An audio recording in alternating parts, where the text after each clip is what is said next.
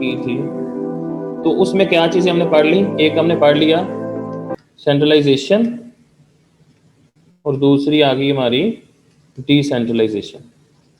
ठीक है, इसी तरह वो कहते हैं कुछ आपके ऑर्गेनाइजेशंस के एक्सटर्नल रिलेशनशिप्स होते हैं। अब एक्सटर्नल रिलेशनशिप्स में क्या क्या आ जाएगा, आपके कोर्स में जो रिलेशनशिप्स है ना वो उन्होंने 4 तरह के दिए हुए हैं। ठीक है, 4 तरह के रिलेशनशिप दिए हुए हैं। नंबर 1 वो आपको बताता है कि आपके स्ट्रेटेजिक अलाइंसेस होते हैं। नंबर 2 वो आपको बताता है कि जी आपके वैल्यू नेटवर्किंग होती है। नंबर 3 वो बताता है जी आपको कि आपके आउटसोर्सिंग होती है। And the fourth one is virtual organisation. ठीक है, strategic alliances, value networking, outsourcing और वर्चुअल ऑर्गेनाइजेशन। ये आवाज आ रही है मेरी, यहां तक पता चल गया आप सबको? Yes sir. ओके, अब हम इसको डिटेल में डिस्कस करते हैं। अगर हम पहला जो हमारी टाइप है इसके अगर हम फोकस करें तो नंबर 1 वर्ड आपका कहाँ से निकला है, स्ट्रेटजी से। ठीक है, और अलायंस किसे कहते हैं, अक्सर आपने पॉलिटिकल सुना होगा कि जो वो पार्टीज का अलायंस हो गया, जैसे पीडीएम है तो ये मुख्तलिफ जमातों का अलायंस है एक। Yes sir. अब अलायंस का जो वर्ड है वो बेसिकली निकला है एलए से। एलए कहते हैं दोस्त को, एलए से वर्ड क्या जी, अलायंस। अब स्ट्रेटेजिकली किस तरह से अलायंस हो सकता है आपका, आप में से किस किस ने किसी बस सर्विस में मतलब ट्रैवल किया, डाइवो शाइवो या फैसल मूवर्स वगैरह में कोई ट्रैवल किया हुआ आप में से किसी ने? जी सर। जी जी किया है सर। यस सर किया। अच्छा, तो रास्ते में कुछ खाने पीने के लिए भी मिलता है? हाँ जी सर, सादा पानी मिला था। अब नहीं, पहले रहते हैं। अच्छा चलिए, अब नहीं मिल, जब मिलता था उस वक्त क्या मिलता था? थोड़ी रिफ्रेशमेंट होती थी अब ये वो। मतलब रिफ्रेशमेंट में क्या होता था बेटा? सर कोल्ड ड्रिंक या वो बर्गर ड्रिंक वगैरह होती थी और बस। एक कोई चीज बिस्किट वगैरह बस, लेस। बिस्किट। जी जी।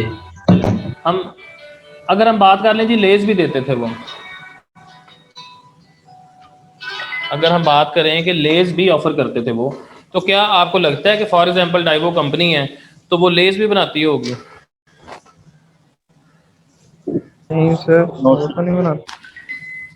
अब डाइवो तो लेज नहीं बना रही, लेकिन डाइवो की बस में लेज सर्व की जा रही है। Yes sir. अच्छा, जी अब कभी इससे पहले कभी आप लोगों ने सोचा था कि ये लेज ही क्यों दे रहे हैं, या किसी और बस में बैठते हैं तो वो कुरकुरे ही क्यों दे रहे हैं, किसी में पेप्सी दी जा रही है, किसी में कोक दी जा रही है? सोचा था कभी आपने? कोई निम्को दे रहे थे तो कभी कोई किसी और ब्रांड की होती थी, कभी किसी बस में और की होती थी। नो सर, सीए में आकर पता चला है सर। हैं? सीए हम में ये आकर सोचते थे इन्हें ये सस्ता पड़ता है इस वजह से। एग्जैक्टली और ये हकीकत है। इवन के मैं भी यही सोचते हैं कि ये चीज़ इनको सस्ती पड़ती होगी तो इस वजह से पीछे से बल्क में उठा के तो आगे ये जो है ना मतलब अपना गुजारा मजारा कर लेते हैं। अब आप इसको टेक्निकली समझो। एक और मैं एग्जांपल आपसे मैं पूछता हूँ, आप लोग सारे आई कैप के स्टूडेंट हैं? जी sir. Yes sir. I cap की कभी कोई फीस आपने जाके मिजान बैंक में जमा करवाई है? No sir. क्यों, मिजान बैंक नहीं है, वो गलत बैंक है? फिर सर हमें तो एचपीएल में सिर्फ करवाई फैसल है। बैंक ही दे देते। सर उनका एग्रीमेंट नहीं है उनके साथ। बेसिकली जिस एग्रीमेंट की आप बात कर रहे हैं ना बेटा, वो एग्रीमेंट ही स्ट्रेटेजिक अलायंस है। ठीक है, और इस स्ट्रेटेजिक अलायंस में होता क्या है कि इसमें दोनों पार्टीज एक दूसरे के रिसोर्सेज को यूटिलाइज करते हैं, किस लिए? म्यूचुअल बेनिफिट के लिए। अच्छा, अब मैं आपको म्यूचुअल बेनिफिट समझाता हूं। अच्छा, फॉर एग्जांपल मेरा मिजान में अकाउंट है, ठीक है, और मैं जिस इदारे में काम करता हूं उनकी मिजान बैंक के साथ उनका अलायंस चल रहा है। अब जब वो मिजान बैंक के साथ अलायंस उनका चल रहा है ना, तो उस इदारे की वजह से मिजान बैंक को क्या मिल रहा है? बिजनेस मिल रहा है, उनका जो कैश का फ्लो है वो बेहतर हो रहा है। और इसके साथ साथ बैंक की तरफ से क्या मिल रहा है? बैंक कहता है कि जी अगर इस इदारे का कोई एम्प्लाई आके हमसे लोन लेगा तो हम बाकियों से हम अगर 15% चार्ज करते हैं तो आपके एम्प्लॉय से हम 13% चार्ज करेंगे। ठीक हो गया।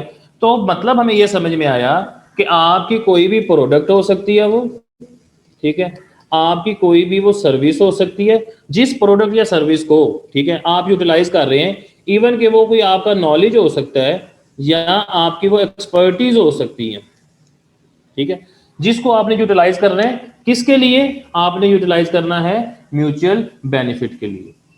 अब इसमें आपके जो रिसोर्सेज हैं वो बेसिकली यूटिलाइज हो रहे होते हैं, रिसोर्सेज आपके शेयर हो रहे होते हैं। अब जैसे फॉर एग्जांपल अगर लेज कंपनी का या उस जो कंपनी है जो लेज बनाती है उसके किसी बंदे ने अगर ट्रैवल करना होगा डाइवो पे, तो क्या उससे वो वही फेयर चार्ज करेंगे जो आम पैसेंजर से करते हैं? No sir. डिफरेंट होगा। या क्यों होगा डिफरेंट? जी जी क्योंकि म्यूचुअल, अब उनको क्या मिल रहा है बेसिकली, लेज को एक बिजनेस भी तो मिल ही रहा है ना उनकी वजह से, ठीक है, और उन्होंने अपने कस्टमर को, डाइवो वालों ने अपने कस्टमर को रिफ्रेशमेंट देनी है, ठीक है, तो वो उनकी वजह से उनकी रिफ्रेशमेंट भी हो रही है, और डेफिनेटली वहां पे जो कॉस्ट फैक्टर है वो भी वहां पे मौजूद होगा। तो स्ट्रेटेजिक अलायंस का मतलब ये है कि हम स्ट्रेटेजिकली एक दूसरे के दोस्त बन जाते हैं, और जो दोस्त होते हैं वो आपको पता है कि वो एक दूसरे का तौलिया भी यूज कर लेते हैं, शैम्पू भी यूज कर लेते हैं, ठीक है। लेकिन ये तौली शैम्पू वाली बात आपने नहीं समझनी, हम ऑर्गेनाइजेशनल लेवल पे देख रहे हैं, सिर्फ समझाने के लिए मैं आपको बता रहा हूँ कि यहाँ पे हम क्या करते हैं। इसमें आपका एक एग्रीमेंट होता है, फॉर्मल एग्रीमेंट होता है, यहाँ पे मैं बल्कि आपको बता भी दूं, इसको एम ही नहीं हो जाता, ये एक आपका फॉर्मल एग्रीमेंट होगा। उस फॉर्मल एग्रीमेंट में आप क्या करेंगे, अपने जो रिसोर्सेज हैं वो एक दूसरे से आप शेयर कर रहे होते हैं, लेकिन दोनों के रिसोर्सेज चाहे आपस में शेयर हो रहे हैं, दोनों की दोनों जो ऑर्गेनाइजेशंस हैं वो इंडिपेंडेंट ऑर्गेनाइजेशंस के तौर पे ही काम करेंगी। उनकी जो इंडिपेंडेंसी है या उनकी जो आइडेंटिटी है वो कहीं आपस में मर्ज नहीं हो रही, दोनों अपनी जगह पे खड़े हैं लेकिन एक दूसरे के रिसोर्सेज को वो यूटिलाइज कर रहे हैं। समझ आई बात की बेटा? Yes sir. Yes sir.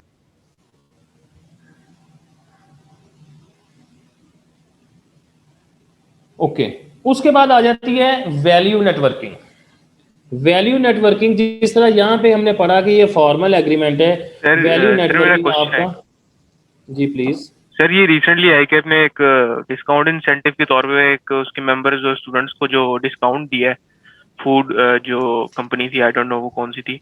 तो सर इसमें आई कैप का क्या रोल है, क्या कहते हैं, कंसिडरेशन आई कैप की तरफ से क्या है, क्योंकि हमें उस yum and food tums. Company. जी जी सर। यार ये देखो, ये तो बात अब भाई क्या भी बता सकता है ना कि उनका क्या बीच में कंसिडरेशन उनके लिए क्या थी, ठीक है। यहाँ पर अच्छा स्ट्रेटेजिक अलायंसेस नहीं है।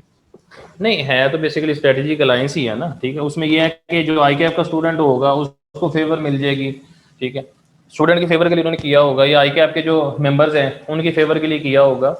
और बेसिकली उसमें ये है ना कि एक आई कैप एक प्रोफेशनल बॉडी है, और वो कोई भी ऐसा कोई जो ब्रांड है वो किसी प्रोफेशनल बॉडी के साथ अगर अटैच्ड है तो डेफिनेटली उनको भी सेल मिलेगी, उनके पास एक कस्टमर बैंक वो उनका जनरेट हो जाएगा, और वो जो एक प्राइस है, ठीक है। यार जैसे मैं आपको एक एग्जांपल देके समझाता हूँ। फॉर एग्जांपल मेरा किसी इदारे के साथ अलायंस हो जाता है, और मैं उन्हें कहता हूँ कि ठीक है जी, आप हमें अपना सेकंड ईयर वाला बच्चा आप हमें रेफर करें, और आप जो हमें सेकंड ईयर वाला बच्चा रेफर करेंगे सीए के लिए, ठीक है, तो नॉर्मली अगर हम वो एडमिशन करते हैं एफसी का 35,000 पे, तो आपका जो स्टूडेंट होगा हम उसको क्या करेंगे, हम उसको 25,000 पे दे देंगे या 30 पे दे देंगे, मतलब मैंने उसको डिस्काउंट ऑफर कर दिया, ठीक है। अब उसमें क्या होगा बेसिकली, अब उसमें ये होगा कि उनकी अपनी अपने स्टूडेंट्स के लिए इदारे की तरफ से एक वैल्यू एडिशन हो जाती है कि जाओ यार वहां पे जाके मेरा नाम लेना, वहां पे वो फलाना बंदा बैठा होगा, उसे कहना जहां पे वो बाकियों से इतने पैसे ले रहे हैं तुमसे इतने लेंगे, ठीक है। तो उनकी जो अपनी मार्केट है वो भी तो स्ट्रांग होती है ना। अब सेकंड ईयर का जो बच्चा होगा जिसको पता चलेगा तो वो इस चीज को एडमायर करेगा कि ये अपने स्टूडेंट्स को फेवर लेके देते हैं मार्केट में। तो ये बेसिकली इस तरह से चीजें चल रही होती हैं, मतलब इट्स नॉट नेसेसरी कि हमेशा ये सारा कुछ आपका मॉनेटरी बेनिफिट्स के लिए ही हो रहा हो। इसमें आपके कुछ लॉन्ग टर्म बेनिफिट्स होते हैं, कुछ लॉन्ग टर्म प्लान्स होते हैं, उसके मुताबिक आप लेके चल रहे होते हैं चीजों को। क्लियर? Yes sir. मतलब हम ये तो नहीं कह सकते कि वो यम एंड टम की जितनी सेल हो रही होगी तो उसके पीछे आके अपने अपना कमीशन रखा होगा। मतलब इस तरह की बात करना तो वैसे ही एथिकली मुनासिब नहीं है ना, ठीक है। तो ज़रूरी नहीं है कि एवरी टाइम वहाँ पे कोई फाइनेंशियल मैटर्स या फाइनेंशियल बेनिफिट्स ही इन्वॉल्व हों। एक ओवरऑल बिजनेस सपोर्ट भी होती है ना, वैल्यू एडिशन होता है एक दूसरे की तरफ से।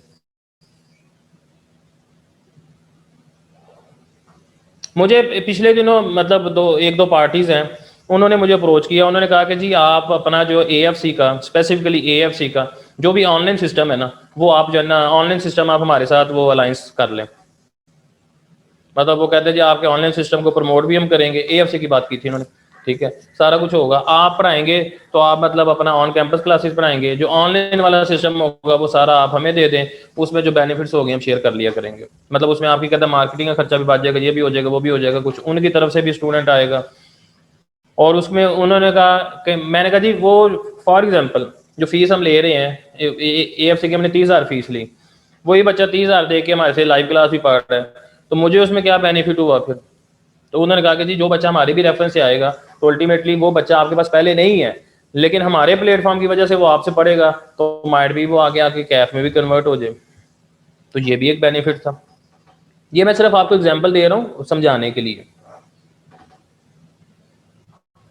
लेकिन सर ये थोड़ा सा ICAP जो एक नॉन प्रॉफिट ऑर्गेनाइजेशन है उसके लिए जरा क्योंकि थोड़ी कंसिडरेशन के का प्रॉब्लम है इस सिनेरियो के अंदर। देखें मैं आपको बता रहा हूँ कि इन डेप्थ तो ये तो जो मेन बॉडी है बेटा उन्हीं को ही पता होगा ना कि उनकी क्या कंसिडरेशन थी इसमें। मैं तो जस्ट एक गेस वर्क के तौर पे मैं आपको बता सकता हूँ ना, ठीक है, कि अपने स्टूडेंट को अकोमोडेट करना, अपने मेंबर्स को अकोमोडेट करना। कि एक बंदा है, ठीक है, वो जाता है, वो कहता है जी मुझे ये बर्गर लेना है, नॉर्मल बंदे को वो बर्गर मिल रहा है जनाब 100 रुपये का।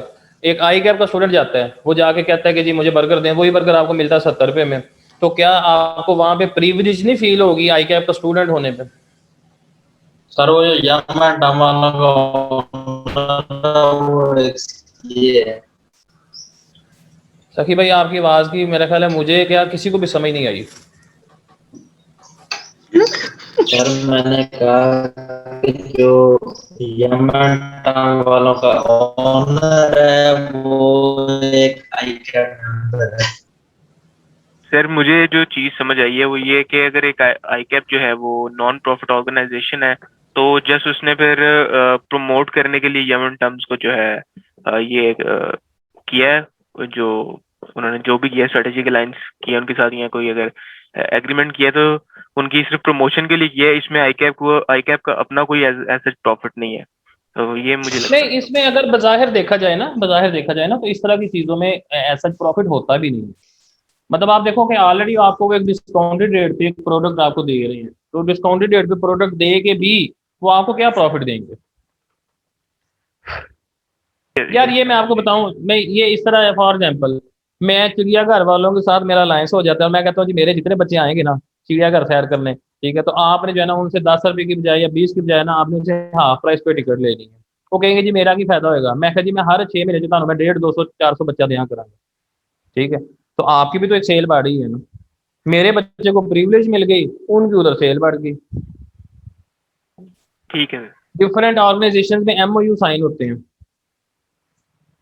जी। ठीक है। एक सियालकोट की एक ऑर्गेनाइजेशन है, चलिए मैं आपको अपनी लाइव एग्जांपल दे देता हूँ। सियालकोट की ऑर्गेनाइजेशन है बिजनेस क्लब के नाम से, ठीक है, आप उसको फेसबुक पे सर्च कीजिएगा तो वो आएंगे वहाँ पे आपको। तो वो डिफरेंट मतलब जो पर्सनैलिटी डेवलपमेंट, डिफरेंट जो स्किल्स डेवलपमेंट है उस पर वो काम करती है। तो कल मेरा उनके साथ MOU साइन हुआ है और उन्होंने बाकायदा मुझे जो है ना अपने एडवाइजरी मेंबर जो उनकी है एडवाइजरी काउंसिल है उसके मेंबर के तौर पे भी उन्होंने मेरे साथ एक एग्रीमेंट साइन किया है। और वो उस एडवाइजरी के लिए वो मुझे अलग से पे भी करेंगे। लेकिन जो मामला है सिर्फ एक MOU का, कि CA का बच्चा या हमारा बच्चा उधर जाता है या वो आके हमारे बच्चे को ट्रेनिंग देते हैं किसी चीज़ पे, तो उसमें जो हमारे बेनिफिट्स होंगे वो नहीं होंगे। एडवाइजरी सर्विसेज में मैंने उनसे चार्ज करना, ठीक क्योंकि है वो सर, एक, आगे। तो ये चीजें ना इस तरह से करके चल रही होती हैं बेसिकली। आप लोग हॉस्टल में रहते हैं, हॉस्टल में रहते हुए आप लोगों ने रोटी खानी है, जेब चेक की, आपकी जेब में भी 100 है, दूसरी जेब में भी 100 है, आपने कहा कि यार 100 रुपये में तो कुछ नहीं आना, तो हम ऐसा करते हैं हम 200 का खाना ले लेते हैं, क्वांटिटी ज्यादा आ जाएगी, आधा तू खा ली आधा मैं खा लूंगा। तो जो उन रिसोर्सेज को यूटिलाइज करने से जो बेनिफिट हो गए वो म्यूचुअल बेनिफिट्स में कन्वर्ट हो गए ना फिर। Yes sir. जी सर। समझ आ गई बेटा? Yes sir. अच्छा, उसके बाद आ जाते हैं। अच्छा, इसके बाद आपकी कोई क्लास तो नहीं है और कोई, मतलब अगर सिर्फ 10-15 R1 मिनट की है ऊपर? R1 की कितने बजे है? सर, ये इसके बाद ही है 2 बजे। अच्छा चले, मतलब 10-15 मिनट अगर ऊपर हो जाए तो इशू तो नहीं है कोई? No sir. ठीक है। अच्छा, उसके बाद आ जाते हैं वैल्यू नेटवर्किंग या वैल्यू नेटवर्क्स आप कह लें। अब यहाँ पे ना आपके सिलेबस में यहाँ पे उसने इसको दिया हुआ है एक्सटर्नल रिलेशनशिप्स की। ठीक है, जो आपकी वैल्यू नेटवर्क्स है ना बेटा, ये आपके एक्सटर्नल भी होते हैं और ये आपके इंटरनल भी होते हैं। ठीक है, अब वैल्यू नेटवर्क एक्सटर्नल कैसे हो सकता है और इंटरनल कैसे हो सकता है? नंबर वन, इसको समझने के लिए मैंने आपको बताया था कि ये एक इनफॉर्मल होता है लेवल, इनफॉर्मल एग्रीमेंट होता है। जैसे स्ट्रेटेजिक अलायंस आपका फॉर्मल एग्रीमेंट है, ये आपका एक इनफॉर्मल एग्रीमेंट होता है। और इसके पीछे पर्पस क्या है कि आपने जस्ट अपने एंड से वैल्यू एडिशन करनी है। ठीक है, एग्जाम्पल में मैं आपको देता हूँ, जैसे किसी भी ऑर्गेनाइजेशन का R&D डेवलपमेंट है, रिसर्च एंड डेवलपमेंट डिपार्टमेंट है। ठीक है, उसने अपनी को रिसर्च की और उसने प्रोडक्शन वालों से रब्ता किया और उसने कहा कि जी मेरी रिसर्च के मुताबिक अगर आप ये वाली चीज इस तरह से करके प्रोड्यूस करेंगे तो आपको ये फलां फलां बेनिफिट हो सकता है, आपको हो सकता है या ऑर्गेनाइजेशन को हो सकता है। मतलब ये उनकी जॉब डिस्क्रिप्शन में चीज नहीं थी, जस्ट टू ऐड वैल्यू। ठीक है, तो अब R&D डिपार्टमेंट है, वो आपका इंटरनल डिपार्टमेंट है ना, वो एक्सटर्नल तो नहीं है। तो अच्छा, मैं हूँ फॉर एग्जांपल, मैं एक डिपार्टमेंट को हेड कर रहा हूँ। ठीक है, लेट्स से मैं अकाउंट्स को हेड कर रहा हूँ। ठीक है, और मैं एडमिशन वालों को कहता हूँ कि भाई आप ऐसा करो, जब आप एडमिशन फॉर्म फिल करते हो ना, तो उस पर जो अकाउंट्स की जो पेमेंट्स है ना, उसका स्केड्यूल इस तरह से आप वहाँ पे बता दिया करो। उसमें आपको भी आसानी हो जाएगी कल को बच्चे से इंस्टॉलमेंट लेने पे, और मुझे भी डाटा एंट्री करने में आसानी हो जाएगी। अब ये जॉब डिस्क्रिप्शन नहीं थी, सिर्फ एक अपने नॉलेज एक्सपर्टीज के बेस पे एक वैल्यू ऐड की गई, और ये जो वैल्यू ऐड हो रही है ये इंटरनली हो रही है। If we take the example of external value network, तो उसके सबसे बड़ी एग्जांपल आपका कस्टमर।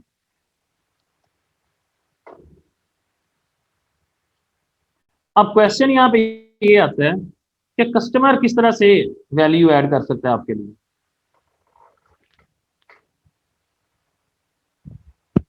सर फीडबैक देख। Any one of you? Feedback दे के, बिल्कुल ठीक है। और मेरा नहीं ख्याल कि आप में से शायद कोई भी बच्चा ऐसा हो, ठीक है, जिसने किसी इदारे से पढ़ा और बाद में उसने उस इदारे में किसी को रेफर ना किया हो। Yes sir. Yes, sir. वो जो कस्टमर टू कस्टमर आपके जो जनरेशन होती है, एक कस्टमर है, ठीक है, वो सेटिस्फाई है, उसने किसी दूसरे कस्टमर को रेफर कर दिया, तो ये क्या है बेसिकली, ये वैल्यू नेटवर्क ही तो बन रहा है आपका। टेक्निकली समझिएगा ना सर इस चीज को। वैल्यू नेटवर्क का मतलब क्या है कि एक ऐसा नेटवर्क आपका बन जाए जिसमें आप किसी के लिए वैल्यू क्रिएट कर रहे हैं, वैल्यू एडिशन कर रहे हैं। समझ गए सर। आपको तो समझ आ ही जानी चाहिए। आपने मोटरसाइकिल लेके छोड़ दिया, मुझे पता है। नहीं, साथ लैपटॉप भी लेना है सर। ठीक है। अच्छा, तो ये जो बात इसमें समझने वाली है कि जो वैल्यू नेटवर्क है, it's not only external relation but it also works internally. ठीक है, डिपार्टमेंट एक दूसरे को वैल्यू सपोर्ट कर रहे होते हैं, लोग इंडिविजुअल बेसिस पे एक दूसरे के लिए वैल्यू सपोर्ट कर रहे होते हैं। मतलब आप देखें ना, आप किसी भी ऑर्गेनाइजेशन में जाते हैं ना, तो वहाँ पे कोई ना कोई सीनियर होता है जो आपको प्रॉपर गाइड भी कर रहा होता है, आपको सिखा भी रहा होता है, और वो चाह रहा होता है कि आप कुछ सीखें। ठीक है, तो वो उसकी तरफ से एक वैल्यू एडिशन नहीं है। मतलब ये जो कंसेप्ट है, ये कोई रॉकेट साइंस नहीं है, सिंपल सिंपल से कंसेप्ट है और बड़े प्रैक्टिकल कंसेप्ट है। ठीक हो गया जी। स्ट्रेटेजिक अलायंस फॉर्मल एग्रीमेंट है, और जो वैल्यू नेटवर्क है वो इनफॉर्मल एग्रीमेंट है, और ये आपका एक्सटर्नल भी हो सकता है और इंटरनल भी हो सकता है। क्लियर यहाँ तक? Yes sir. Yes sir. उसके बाद दो कंसेप्ट हमारे पास आ जाते हैं, आउटसोर्सिंग, आउटसोर्स करना।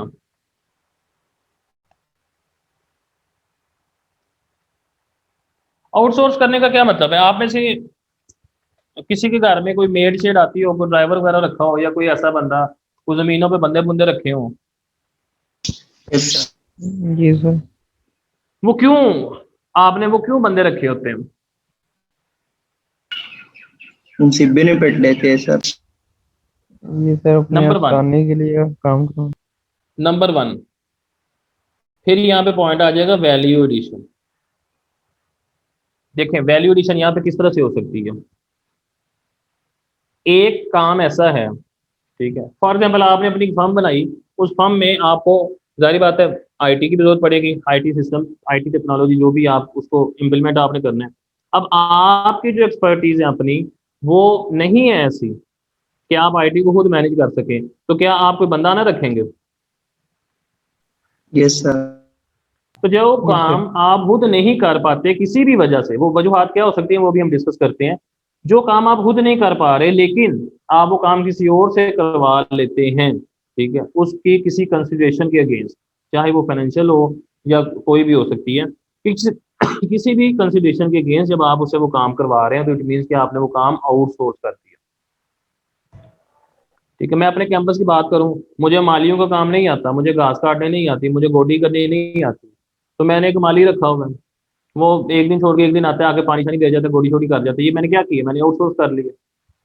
मैं सारे सब्जेक्ट खुद नहीं पढ़ा सकता, ठीक है, मैंने टीचर हायर कर लिए।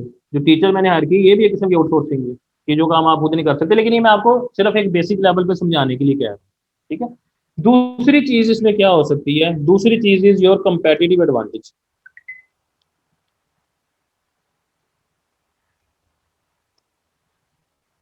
कंपेटिटिव एडवांटेज जो आपकी सी फैम की बीएमएस है उसमें तकरीबन एक पूरा चैप्टर ही है जिसमें कंपेटिटिव एडवांटेज को बड़ा डिटेल में बताया गया। यहाँ पे तो जस्ट एक वन वर्ड है या वन लाइनर डेफिनेशन है इसकी। ऐसा एडवांटेज या ऐसा फैक्टर जिसकी बेस पे आप अपने कंपेटिटर्स को कंपीट कर रहे हैं, वो आपका कंपेटिटिव एडवांटेज होता है। रिपीट कर रहा हूं, ऐसा फैक्टर या ऐसा एडवांटेज जिसकी बेस पे आप अपने कंपेटिटर्स को, अपने राइवल्स को आप कंपीट कर रहे होते हैं, उसे हम क्या कहते हैं, वो आपका कंपेटिटिव एडवांटेज है। समझ आ गई बात की? Yes sir. अब अगर हम बात कर लें मतलब आपके ये सी इंस्टीट्यूट के वाले से, मतलब इजी एग्जांपल मैं आपको दे देता हूँ। तो नॉर्मली हर इंस्टीट्यूट का कोई ना कोई एक ऐसा फैक्टर है जिसकी बेस पे आप वहाँ पे जाना पसंद करते हैं। किसी का आपको माहौल पसंद आएगा, किसी का आपको बिल्डिंग पसंद आएगी, किसी का आपको टीचर पसंद है, किसी की टेस्टिंग पसंद होगी, किसी का इंफ्रास्ट्रक्चर पसंद होगा। ठीक है, तो वो कुछ ना कुछ हर किसी का कोई ना कोई कंपेटिटिव एडवांटेज जरूर है जिसकी बेस पे वो बच्चा वहाँ पे एडमिशन लेना चाह रहा होता है। ठीक है, तो हम जब काम को आउटसोर्स कर देते हैं और वो काम स्किल्ड पर्सन कर रहा है, the person which have expertise in that particular activity, तो अल्टीमेटली उस काम की परफेक्शन की वजह से फिर आपको एक कंपेटिटिव एडवांटेज मिल जाता है कि जी आपका ये फलाना काम जो आपने आउटसोर्स किया है वो कंपिटेंट लोग और डेडिकेटेड लोग उसको देख रहे हैं, और उसमें एक प्रोफेशनलिज्म भी आपको नजर आएगा। यस। समझ आ गई बात की? इसी यस तरह से, सर। इसी से मिलता जुलता अगला जो एक फैक्टर है वो होती है आपकी स्किल्स या कॉस्ट इफेक्टिवनेस। अब कॉस्ट इफेक्टिवनेस कैसे हो सकती है?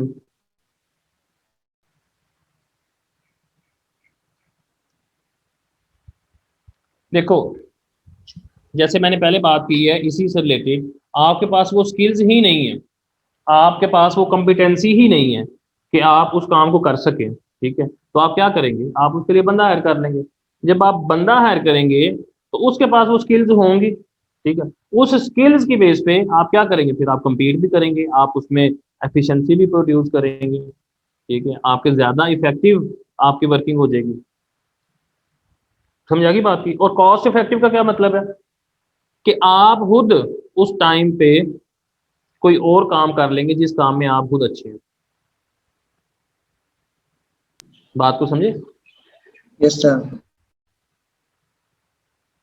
मतलब मैं, मतलब अगर अपने ऑफिस में 9 to 5 में बैठता हूँ और 9 to 5 में से मैं कुछ 3 से 4 घंटे, ठीक है, मैं कैंपस की सफाइयाँ करवा रहा हूँ, मैं कभी छत पे जा रहा हूँ, मैं कभी ये देख रहा हूँ कि कहीं बल्ब तो नहीं फ्यूज हो गया, ये तो नहीं हो गया, वो नहीं। तो इसका मतलब ये है कि मैंने क्या किया, मैंने कॉस्ट इफेक्टिवनेस के फैक्टर को इग्नोर कर दिया बीच में। यही सर ये काम टाइम एफिशिएंसी नहीं होनी चाहिए? टाइम एफिशिएंसी भी है, इससे अगला पॉइंट है, इसी से रिलेटेड भी है। लेकिन टाइम एफिशिएंसी का मतलब क्या है वो मैं आपको भी समझाता हूँ। चलें अभी आपको बता ही देता हूँ। टाइम एफिशिएंसी का मतलब ये है कि एक काम जो आपको सही तरीके से नहीं आता उसको करने में आपका टाइम ज्यादा लगेगा, या जिस काम को आप जानते हैं उसको करने में ज्यादा टाइम लगेगा? जो नहीं आता उसको ज्यादा लगे। जो नहीं आता। तो बेसिकली फिर हम क्या करेंगे, हम अपनी स्ट्रेंथ्स पे फोकस करेंगे। Yes sir. तो जब आपका स्ट्रेंथ पे फोकस हो जाएगा तो उन स्ट्रेंथ को आप यूटिलाइज करते हुए आप एक टाइम एफिशिएंसी वाले फैक्टर को इंश्योर करेंगे और आप उस टाइम में कोई और काम कर लेंगे।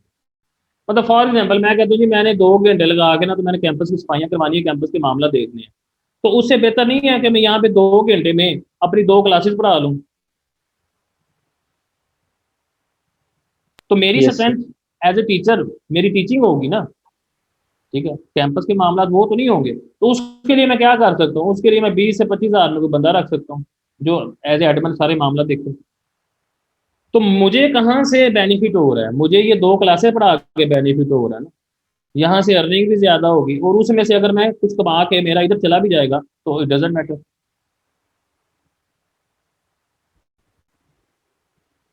Clear? Yes sir. Yes sir. तो ये आपका बेसिकली एक आउटसोर्स का कंसेप्ट था, ठीक है। इसमें कुछ उसने प्रॉब्लम्स भी दी हुई हैं कि प्रॉब्लम क्या क्या हो सकती है। सबसे बड़ी प्रॉब्लम जो एक मेजर प्रॉब्लम है आपकी आउटसोर्सिंग में जो आपको फेस करनी पड़ सकती है वो है आपका लॉस ऑफ कंट्रोल।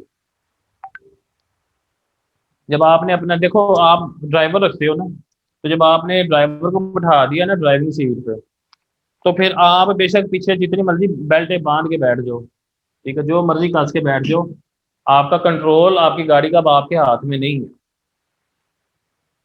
ठीक है। तो यस जब सर। आप चीजें आउटसोर्स करते हैं तो उसका एक पोटेंशियल जो प्रॉब्लम है वो ये हो सकता है कि आपका उन चीजों पे फिर कंट्रोल नहीं रहता, फिर उन चीजों को उस बंदे ने ही देखना, वो अपने तरीके से देखेगा, ठीक है। दूसरी चीज है आपका नेचर ऑफ रिलेशनशिप।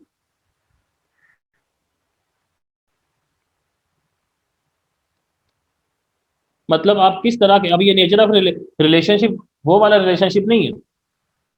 इस रिलेशनशिप का मतलब ये है कि आप किस कॉन्टेक्स्ट में एक दूसरे के साथ आप इन्वॉल्व हो, ठीक है।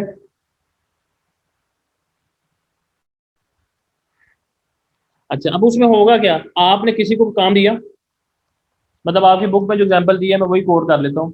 वो कहता है कि आपने किसी सॉफ्टवेयर कंपनी को आपने अपने साथ मतलब हायर किया, एंगेज किया, आउटसोर्सिंग की, और उसको आपने अपनी रिक्वायरमेंट बताई कि जी इस तरह से करके आपका जो है ना ये रिक्वायरमेंट है, तो आपने ये सॉफ्टवेयर बना के देना है। अब उस बंदे ने अपना ड्यू टाइम जो था वो उसने लिया, ठीक, और उसके बाद जब उसने आपको एक फाइनल प्रोडक्ट ला के दिखाई तो वो प्रोडक्ट आपको पसंद नहीं आई। तो जब आपको पसंद नहीं आई या जब तक वो आपको सेटिस्फाई नहीं कर सकता उस पर, तो अल्टीमेटली क्या हुआ, आपका उसके साथ जो रिलेशनशिप है वो खराब हो गया।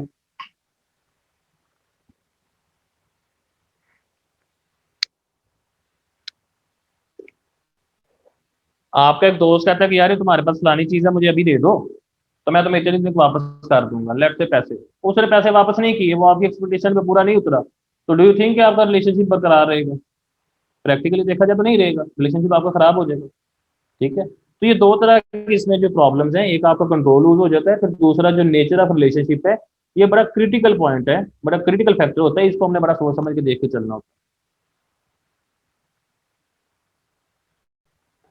Okay, yes sir. Yes sir. कोई क्वेश्चन?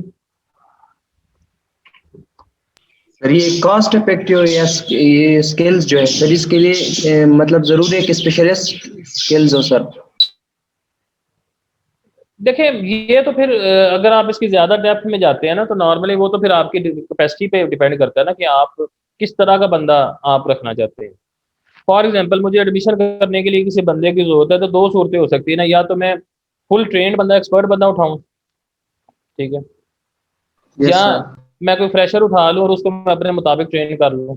ये तो आपका मैनेजर का एक लीडर का अपना माइंडसेट होता है कि वो किस माइंडसेट से लेके चलता है चीज़ों को।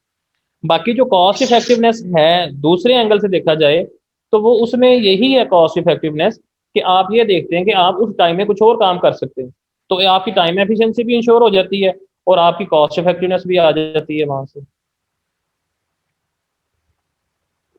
ये सर समझ आ गई। मतलब मैं अगर आपको एक और एग्जांपल दूं ना, तो एक टाइम ऐसा आया था जब मैंने फेसबुक की पोस्ट तो बनानी शुरू कर दी थी अपने कॉलेज की, मुझे फिर शौक भी पड़ गया, फिर मैं डेली की डेली खुद भी बनाता रहा। फिर ये अब जब ये सेशन वगैरह स्टार्ट हो गया तो अब आके मुझे फिर रियलाइज हुआ कि यार वो पोस्ट बनाने पे, वो इनोवेशन पे, वो क्रिएटिविटी पे सोच सोच के कम से कम मेरे 2 से 3 घंटे लग जाते हैं एक पोस्ट पे। ठीक है, वो डिजाइनिंग करना, एडिटिंग करना, कभी इन्हू चुक के उधर करो, उन्हू चुक के उधर करो। ठीक है, तो मैंने कहा यार ये तो मेरा काम ही नहीं है। तो सेशन स्टार्ट हुआ तो मैंने बंदा रख लिया है, मैं उसको मंथली पे करूंगा और मैं उसको अपनी मर्जी से मुताबिक काम भी ले सकता हूँ। ओके तो sir. This is the concept of cost effectiveness and time efficiency. Okay sir, clear हो गया। और और अगर एक्सपर्ट बंदा रखूंगा कोई तो डेफिनेटली वो स्किल्ड होगा, उसकी स्किल्ड होने की वजह से मुझे कंपेटिटिव एडवांटेज मिल जाएगा कि वो जो काम करेगा वो काम उसका एक एक परफेक्शन उसमें झलकेगी, प्रोफेशनलिज्म उसमें नजर आएगा।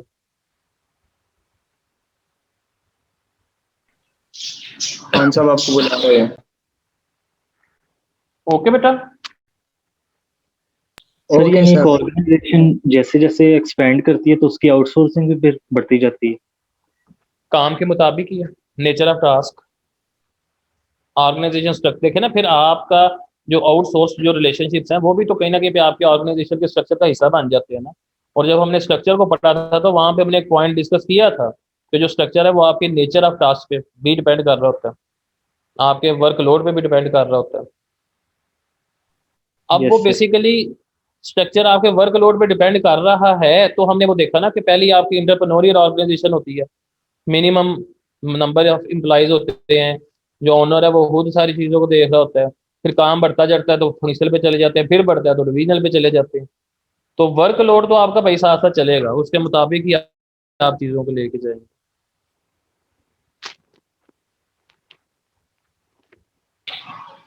Okay sir. Okay, yes sir. Clear है ये कुछ पॉइंट्स जो आज डिस्कस किए हैं? यार